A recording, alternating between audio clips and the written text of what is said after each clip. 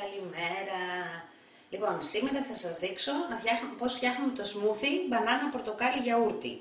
Η συνταγή έχει και μέλι, έχει και βανίλια, μπορούμε να προσθέσουμε και κανέλα, αλλά εγώ επειδή τα έφτιαξα και μου μοιάζει λίγο σαν ποτό και επειδή δεν μου πολύ αρέσει αυτό, βάζω μόνο γιαούρτι, μπανάνα και πορτοκάλι.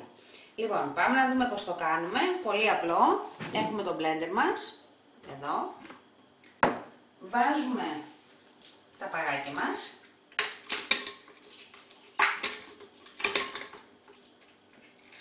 Πρέπει να έχετε δυνατό blender για να σπάσουν τα παγάκια. Βάζουμε περίπου ένα φλιτζάνι παγάκια. Το διαλύουμε.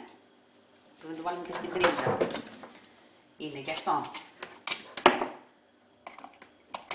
Ας το δούμε μισό λεπτό. Λοιπόν, το διαλύουμε.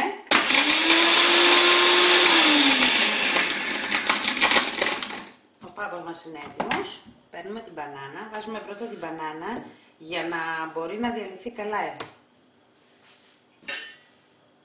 Την κόβουμε κομματάκια.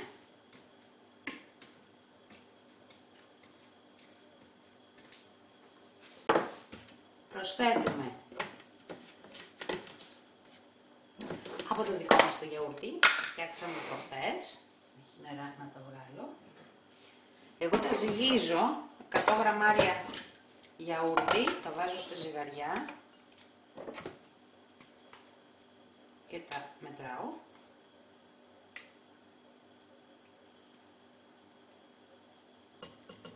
Έτοιμο. Και 100 γραμμάρια πορτοκαλάδα.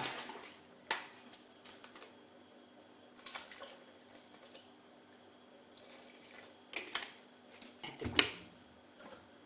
Το βάζουμε στη θέση του το blender, το κλείνουμε και ανακατεύουμε.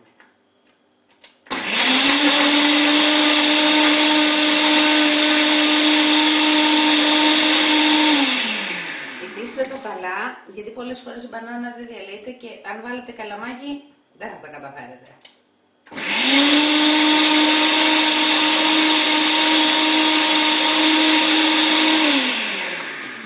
Έτοιμο. Παίρνουμε ένα πολύ ωραίο παγωμένο ποτήρι μπύρας, δεν το έχω παγώσει βέβαια, και βάζουμε το smoothie μας.